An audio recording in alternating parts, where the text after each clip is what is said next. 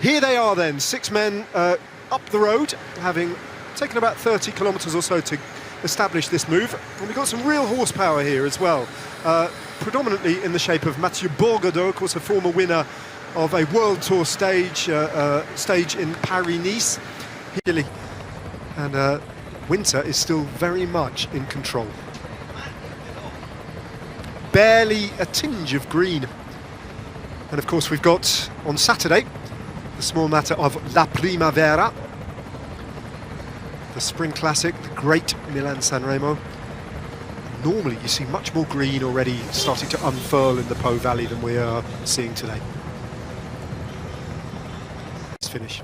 And just getting slight goosebumps looking back at those highlights of 2025 and Isaac Del Toro, unzipped as he was last year, taking a bow in victory, a real breakthrough victory for Isaac Del Toro, with that Basilica as his backdrop, as his own personal backdrop to that moment. I mean, that you were just talking about, Hannah, is just up the road now, and then the climb starts and it's vicious straight away. The first kilometre is one of the steepest kilometres, then it levels out for a little bit, but it never entirely flattens off. It's a hard climb, not particularly long, just over 4 kilometres on the first time around.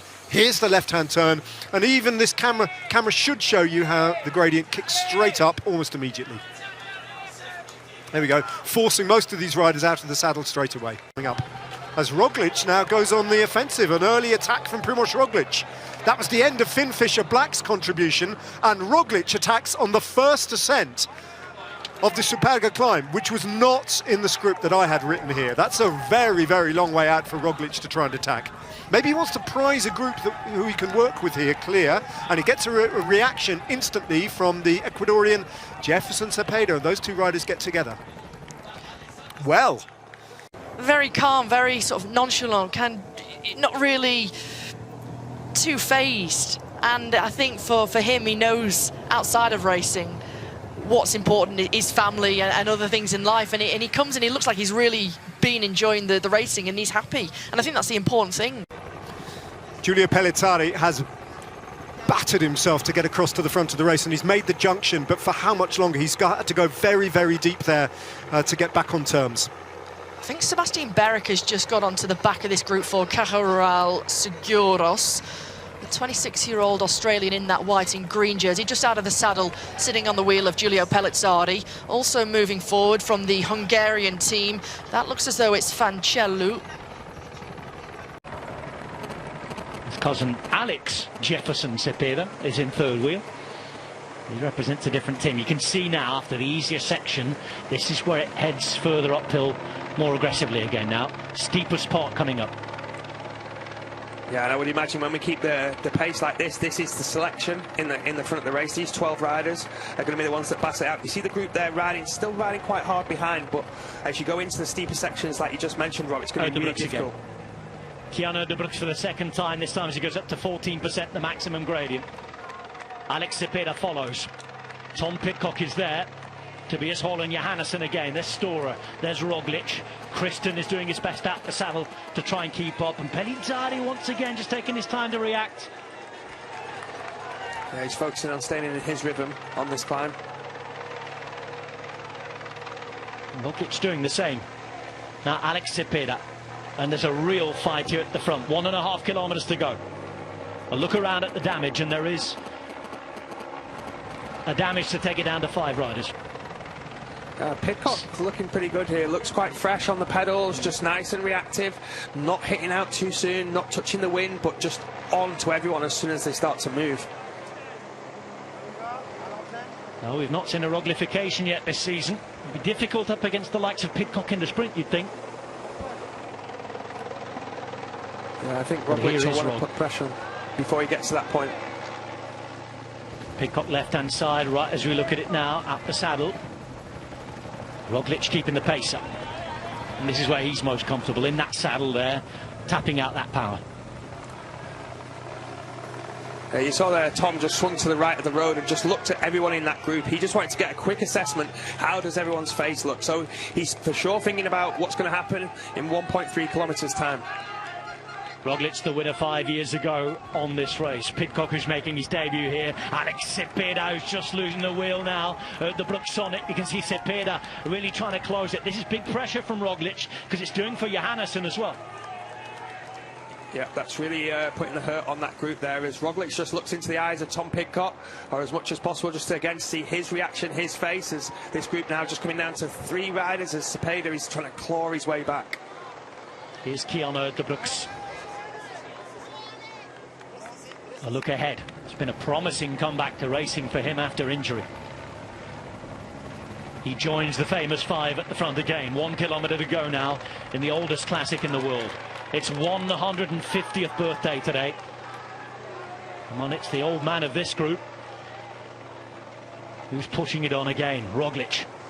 There is that Flamme Rouge.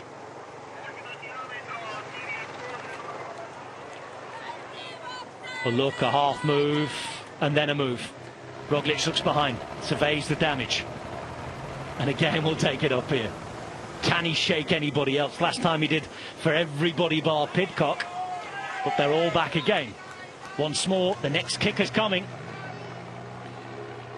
Yeah, they're just playing with each other at the moment. There's not a full commitment as yet in the front of this race.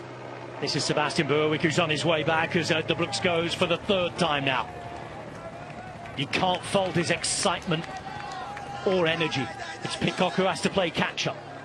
It's Kiana de Brooks again, just as Berwick was getting back in the green and white, and he is back now, the Aussie. It's a fantastic ride from him. And now Pidcock, it's his move, 600 metres from the finish.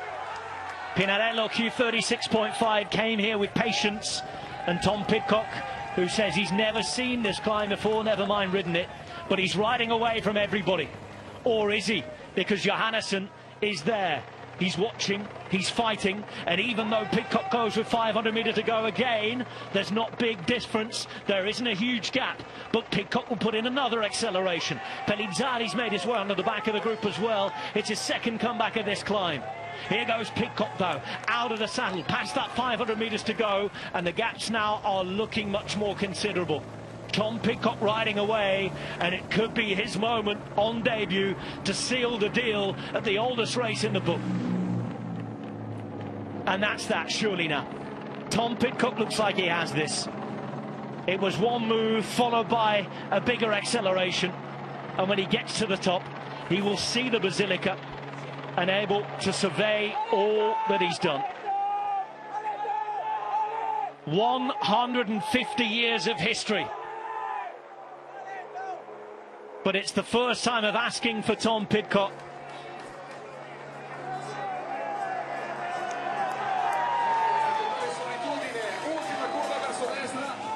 All the talk about could he do it at San Remo? Well, his first objective of the week is complete. Pidcock comes, he wins on debut, as Milano-Torino is 150 years old. It's at the first time of asking that Pidcock wins. Another podium for Johannesson, and Roglič, evergreen, up there with them. Basilica hones into view. Tom Pidcock on debut at Milano-Torino has delivered a devastating attack on that final climb to the top of the Superga. He won't be caught from here on in. Johannesson looking round for the battle for 2nd place. 200 metres to go though. Tom Pidcock has got this locked in. It's between Primož Roglič and Johannesson for 2nd place, but Tom Pidcock exploded that little group in Milano-Torino and takes a historic win in the shadow of the Basilica. It suited him, and he delivered a victory of the first order. Tom Pidcock conquers Milano-Torino. Johannesson won better than last year in 2nd place, and Primož Roglič also on the podium.